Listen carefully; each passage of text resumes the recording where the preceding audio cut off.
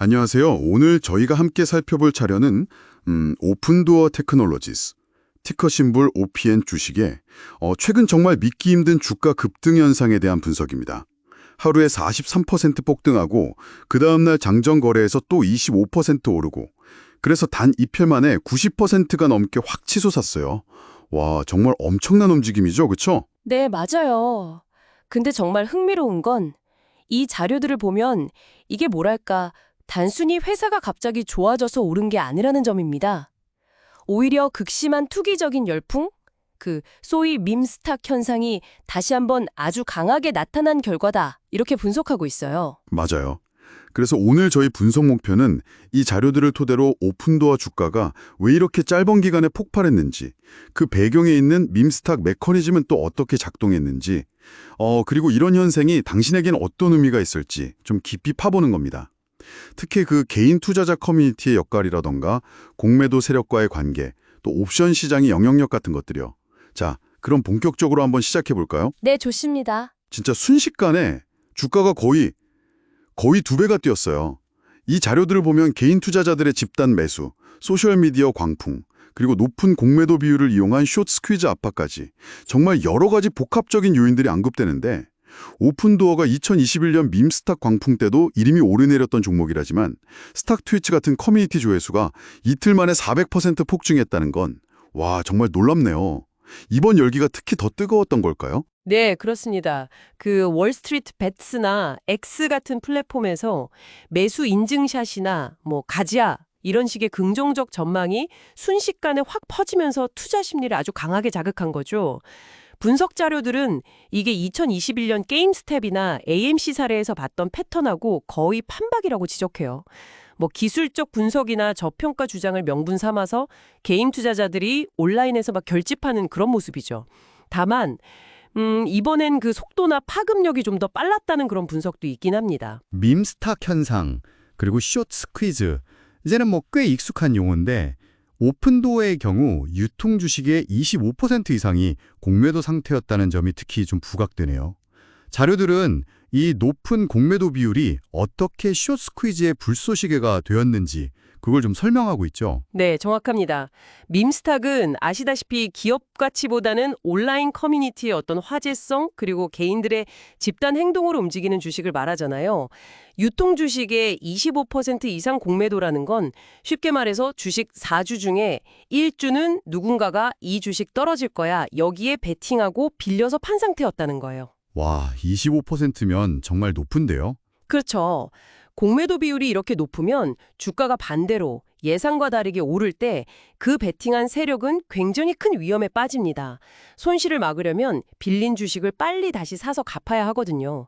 이게 바로 숏스퀴즈인 거죠. 아하. 이 매수세가 또다시 주가를 확 밀어올리는 그런 연쇄 반응을 일으키는 겁니다. 소셜미디어에서는 바로 이 점을 막 파고들어서 숏 스퀴즈 온다, 공매도 박살내자 이런 구호로 기대감을 증폭시킨 거고요. 거기에 더해서 콜옵션 거래량이 하루에 56만 계약까지 폭증했다는 분석도 있어요. 이건 단순한 주식 매수와는 또 다른 차원의 영향력이 있을 텐데요. 그죠? 네, 맞습니다. 그리고 그 이임지 캐피탈 창업자 에릭 잭슨의 $80 가능성 언급. 이런 인플루언서의 말이 투기 심리에 정말 기름을 부은 격이 된 건가요? 네, 그럴 수 있죠. 콜옵션은 아시다시피 주가 상승에 베팅하는 건데 적은 돈으로 큰 수익을 노릴 수 있는 레버리지 효과가 아주 특징적이잖아요. 콜옵션 매수가 갑자기 급증하면 옵션 판매자들, 주로 마켓 메이커들은 위험 관리를 위해서 해당 주식을 어쩔 수 없이 사들여야 하는 경우가 생겨요. 아, 자기 방어를 위해서요? 네, 그렇죠. 이게 소위 감마 스퀴즈로 이어질 수 있는데 현물 주가 상승을 더 가속화시키는 요인이 되죠. 자료들은 바로 이런 옵션 시장의 메커니즘이 주가 폭등에 상당한 영향을 미쳤다. 이렇게 분석하고 있습니다. 여기에 이제 에릭 잭슨 같은 인플루언서가 구체적인 목표가 $80 이런 것까지 제시하니까 뭐랄까 다음 대박 주식은 오픈도어다. 이런 식의 이야기가 바이럴처럼 확 퍼지면서 개인 투자자들의 매수세를 아주 강력하게 유도한 측면이 크다고 봅니다. 그런데 말이죠. 이렇게 주가가 정말 광란해질 줄을 하는 동안 정작 오픈도어라는 회사의 속사정은 어땠는지 이거 한번 짚어봐야겠죠. 자료를 보면 회사가 상장 이후에 단 한 번도 흑자를 낸 적이 없다고 해요. 그리고 최근 실적 발표에서도 적자폭 축소 이 정도 외에는 뚜렷한 호재가 없었다고 하는데요. 이게 핵심적인 괴리 아닌가요? 바로 그 지점입니다. 네. 분석가들은 오픈도어의 그 아이바잉 모델 자체가 금리나 부동산 경기 변동성이 아주 취약하고 또 지속적인 운영자금 조달 리스크를 안고 있다 이렇게 지적을 하거든요.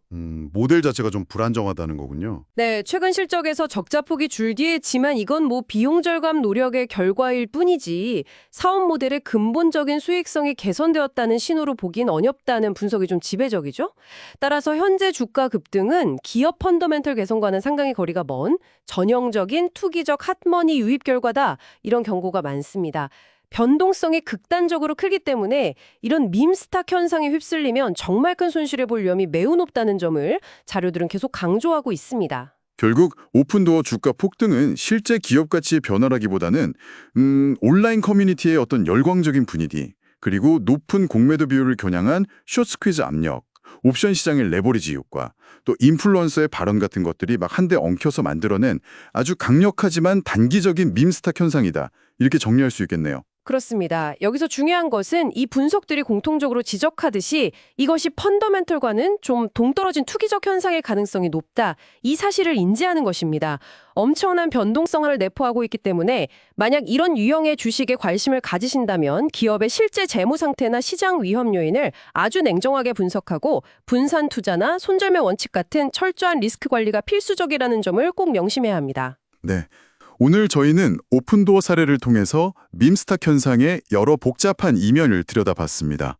개인 투자자 커뮤니티의 힘, 또 공매도와의 치열한 수싸움, 옵션 시장의 증폭 효과, 인플루언서의 영향력, 이런 것들이 결합되어서 어떻게 단기적인 주가 폭등을 만들어낼 수 있는지 확인할 수 있었죠.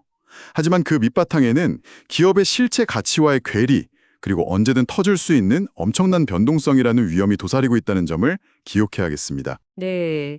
오늘 분석 내용을 들으시면서 당신은 이런 밈스탁 현상의 어떤 측면이 가장 흥미로우셨나요?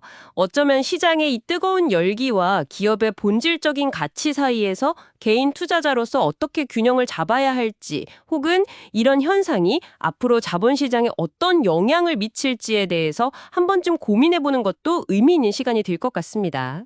네, 다음에 또 흥미로운 자료 분석으로 찾아뵙겠습니다.